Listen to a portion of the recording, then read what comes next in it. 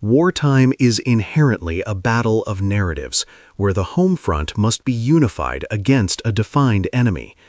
In the early to mid-20th century, cinema, from newsreels to feature films, became the most potent tool for mass persuasion.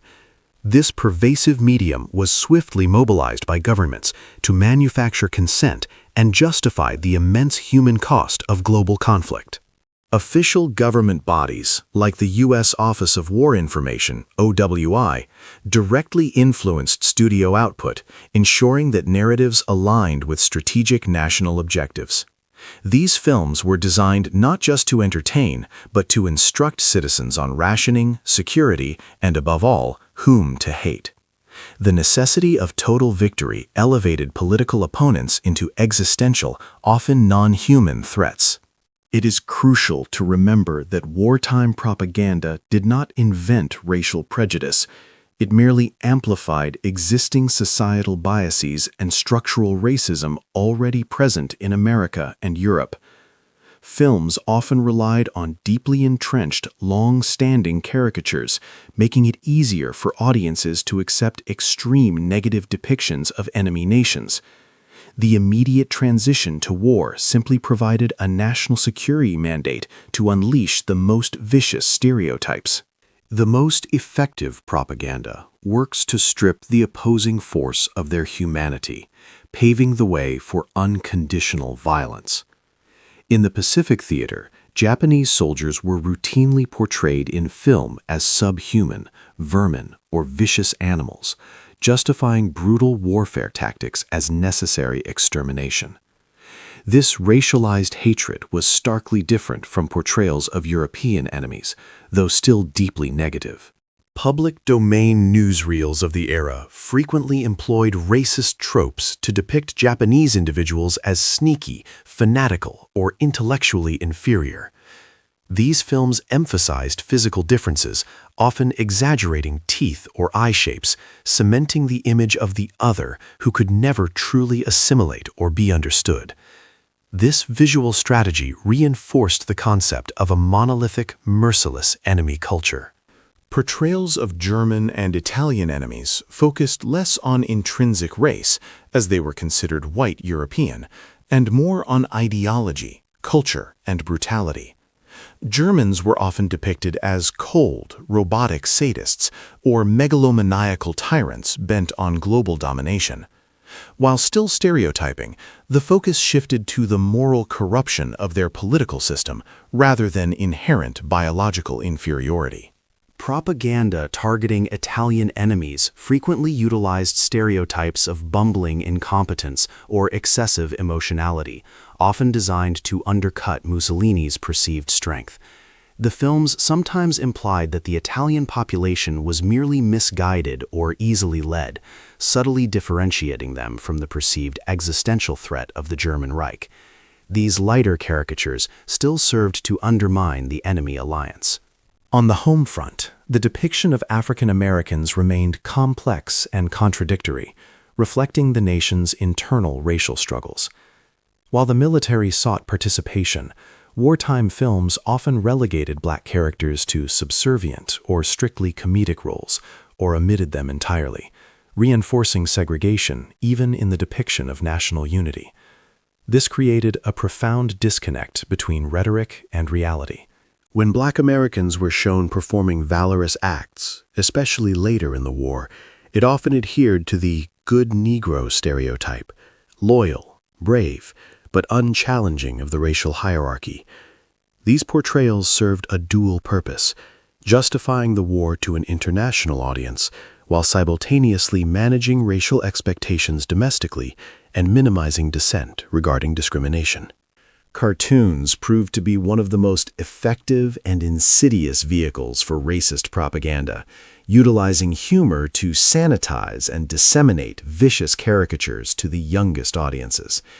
Animated shorts could push boundaries of visual cruelty far beyond live-action films, depicting the enemy in grotesque, fantastical forms that etched lasting negative images into the public consciousness. Beyond fictional features, Instructional films for soldiers and citizens were equally steeped in racialized language and imagery. Manuals and training shorts often used explicitly dehumanizing terms to ensure soldiers had no moral hesitation when facing Japanese or German forces in combat. The films framed extermination as a military necessity, removing any shade of gray.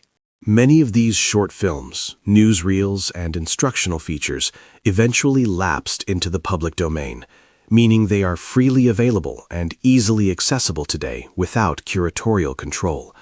This accessibility presents a unique challenge, as the films often circulate without essential historical or anti-racist context, allowing the original message to persist unchallenged.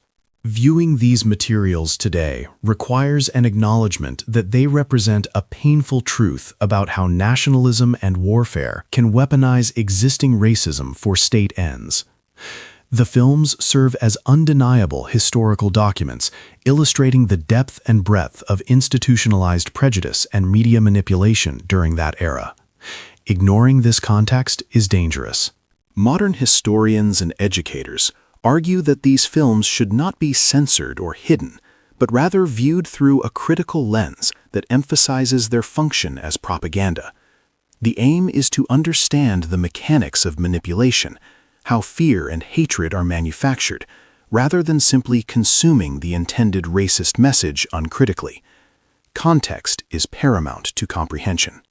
Newsreels, once the primary source of visual information for the public, were far from objective reporting.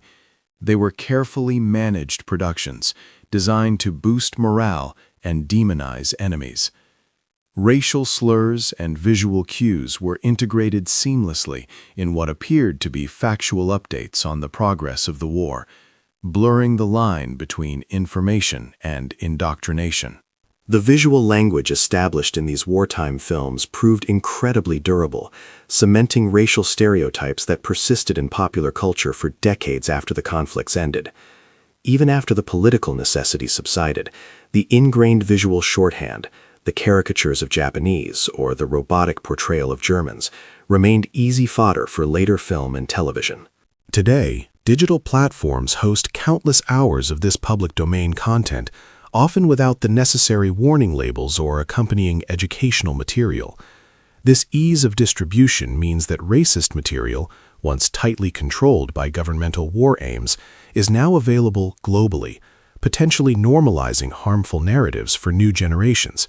The original harm is continually repackaged. The burden of ethical viewing falls squarely on the audience to recognize these films not as historical fact or simple entertainment, but as complex artifacts of psychological warfare. We must actively interrogate the sources, the intended effect, and the structural forces that made such content acceptable to millions. Passivity is complicity. Ultimately, these films serve as a stark reminder of the corrosive power of state-sanctioned racism when combined with intense nationalism. They teach us that media manipulation, particularly in times of perceived crisis, relies heavily on simplifying and scapegoating complex human populations to achieve political goals. This mechanism remains timeless. By confronting the racist propaganda embedded within public domain wartime cinema, we ensure that history remains a challenging lesson, not just a nostalgic memory of a conflict won. Only through continuous critical analysis can we truly contextualize and dismantle the lingering narratives of hatred these powerful films helped propagate, safeguarding against future manipulations.